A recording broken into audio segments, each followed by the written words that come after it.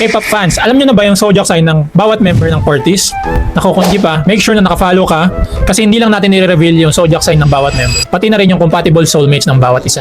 So sa number 1, yung kanilang leader, main rapper at vocalist na si Martin. So si Martin ay Pisces. Pinanganak si Martin noong March 20, 2008. Okay, so siya ay 18 years old. Okay, so ang Pisces are creative, okay, intuitive, at emotional. Kaya natural ang pagiging leader at producer ng group, no? So minsan kasi hindi natin ma-explain logically yung mga bagay-bagay. So kailangan natin ng ganito sa grupo. Yung intuitive, yung alam niya agad kung sino yung kakausapin, ano yung gagawin ng group, anong style, anong position. So that's why nasabi dito na siya yung leader. Okay, so nararamdaman niya if may problem yung bawat member ng group. Ang most compatible kay Martin ay ang mga Cancer, Scorpio, Taurus, at Capricorn. So, 4. No? So, kung isa ka dyan, tumaas lang naman yung chances natin kay Martin. No? So, malay natin, di ba? Next, okay, ito si James.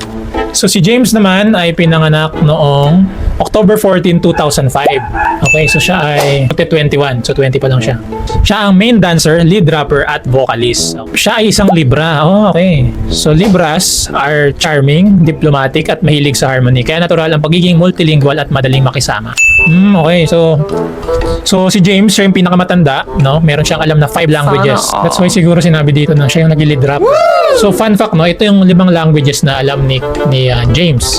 Thai, Chinese, Korean, English, at Japanese. So, 5. So, I think nakatulong din yung alam niya dun sa yung pagiging fluent niya sa 5 languages, no, para mas ma-express niya yung rapping skills.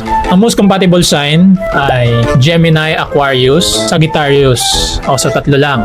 So kung isa ka sa 3 yon, mataas ang chances kay James. Next, si Juhoon. Tama ba? Juhan o Juhoon? Si Juhoon naman ay ang vocalist at ang visual. Okay.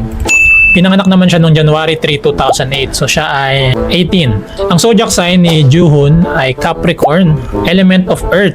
Okay. Ang ruling planet niya ay Saturn, planet of discipline, responsibility, structure, and ambition. Okay. So based nga dun sa mga past natin, no, ang Capricorn ay CEO of the zodiac. So yung disiplina, yung responsibility, structure, ambition, kasama lahat yan sa pagiging CEO. Strengths, hardworking, discipline, ambitious, mature, at reliable. Weaknesses, minsan masyado seryoso mo, workaholic at pessimistic. Okay. So most compatible sign ay Taurus, Virgo, Scorpio, at Pisces. So 4. So yan yung mga soulmates ni Juhoon. So isa ka ba doon? No? Comment mo sa baba. Next naman, si Seung Hayon. Seung Hyen. Ano ba ang tama? Hindi ko alam. Nakuha nyo nga sa baba. So siya naman ay may birthday noong January 13, 2009. Siya ay Earth. Ang posisyon niya ay main vocalist, top liner. Ang ruling planet niya ay Saturn. So, planet of discipline, responsibility, structure, and ambition. So, pares pala sila ni Junghoon. So, hardworking, disiplinado, ambitious, resilient, at practical. Minsan, masyadong seryoso, workaholic, at pessimistic. So, siya pala yung tinatawag na quiet genius ng grupo dahil meron siyang 100 plus tracks na ginawa nung trainee pa siya. So, mga kanta, no, 100 plus. Oh, nice. So, obsessed siya, no?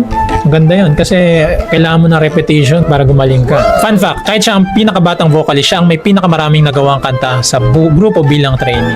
So, yung pagiging bata niya is nagamit niya na strength. Nag-work hard siya para masabing deserving siya sa spot. And I would say yung 100 plus tracks, enough yun para maging master ka sa craft mo. Ang most compatible signs ay ang Taurus, Virgo, Scorpio, at Pisces. So, yun yung mga soulmates ni Seungyu. Okay, next tayo. Si Kyun Ho. So, siya naman ay pinanganak noong February 14, 2009. Siya ay Aquarius. So, ang element niya ay air. Ruling planet naman ito ay Uranus. Ang planet na yun ay innovation, originality, freedom, and revolution. Freedom. Okay, stand out yung freedom. So, maybe yung pagiging bata kasi nagkakaroon tayo ng freedom. Na-express natin yung ating sarili nung bata pa tayo. Ang strengths naman niya ay independent, innovative, creative, humanitarian, at energetic.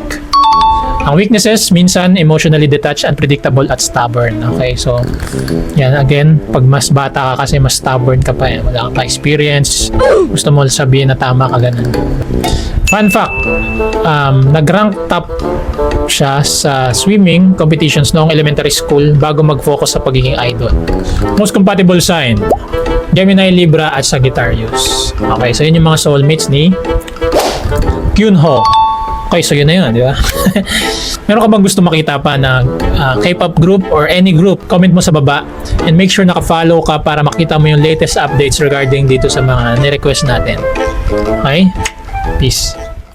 Hi Modern Pinoy fans, if na-enjoy mo itong video and you want to watch more, click here.